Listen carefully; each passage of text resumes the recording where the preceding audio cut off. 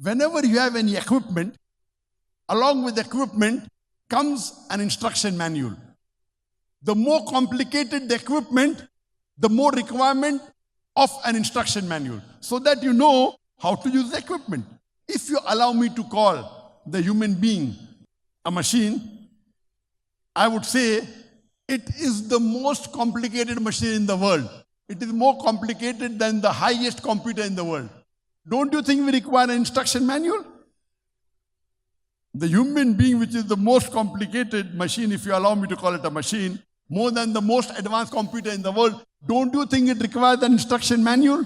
The instruction manual for the human being, it is the glorious Quran.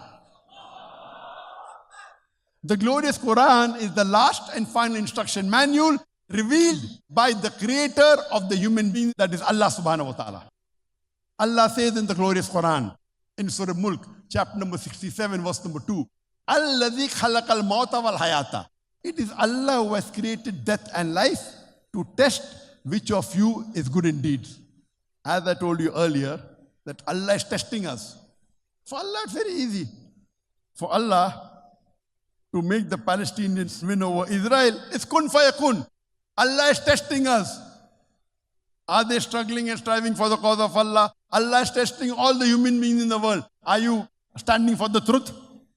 So this life, according to the glorious Quran, is the test for the hereafter. If we pass this test, we go to Jannah, paradise. If we fail, we go to hell. We go to Jahannam. Allah says in the Quran, in Surah Dariyat, chapter number 51, verse number 56, وَمَا خَلَقْتُ الْجِنَّ وَالْإِنسَ إِلَّا لِيَعْبُدُونَ. That I have created the jinn and the human beings not but to worship me. What is the purpose of our life? Why are we here? Have we ever thought, what are we doing here? Allah gives the answer in Surah Dariyat, chapter 51, verse 56. وَمَا خَلَقْتُ الْجِنَّ وَالْإِنسَ إِلَّا لِيَعْبُدُونَ. That Allah has created the jinn and the men not but to worship Him. So we are in this world for a test for the hereafter.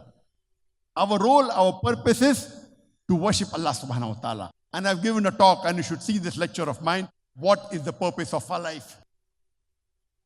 When we obey the commandments of Allah subhanahu wa ta'ala, we are doing ibadah. We are worshipping Him. If we follow His commandments, we are worshipping Him. If we stay away from things He has prohibited, we are worshipping Him. Ibadah means following Allah subhanahu wa ta'ala. First, we have to understand the concept of Allah subhanahu wa ta'ala. And I'll be dealing in detail in my talk on Friday in Elohim, the concept of God and major world religions. But the best reply that any Muslim can give you regarding the definition of Allah subhanahu wa ta'ala is Surah Ikhlas, chapter number 112, verse number 1 to 4, where Allah says, قُلْ هُوَ اللَّهُ أَحَدٌ. Say He is Allah one and only. Allahu Samad. Allah the absolute and eternal. Lam yalid wa lam yulad. He begets not, nor is He begotten. وَلَمْ يَكُلْ لَهُ كُفًّا أَحَدٌ. There's nothing like Him.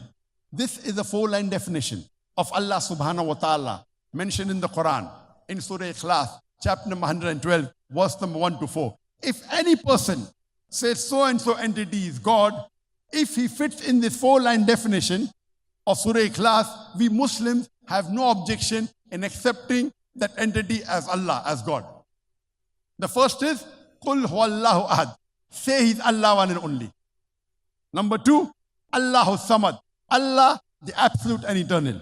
Lam yalid wa lam yulad. He begets not, nor is He begotten.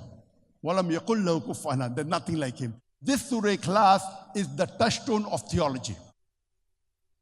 Theo means God, logy means study, theology, study of God. And touchstone, you know, when you go to buy and sell gold jewelry, you go to a goldsmith and you want to verify how pure is the gold. So the goldsmith takes the gold and rubs it against the touchstone. And depending upon the color, he tells you whether this gold is 24 karat gold, whether 22 karat gold, whether 18 karat gold, or it may not be gold at all, because all that glitters is not gold.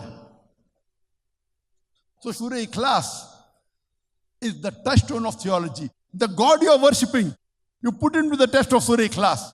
If the God you are worshipping passes the test of Surah Ikhlas, he is a true God. If he fails the test, he is a false God.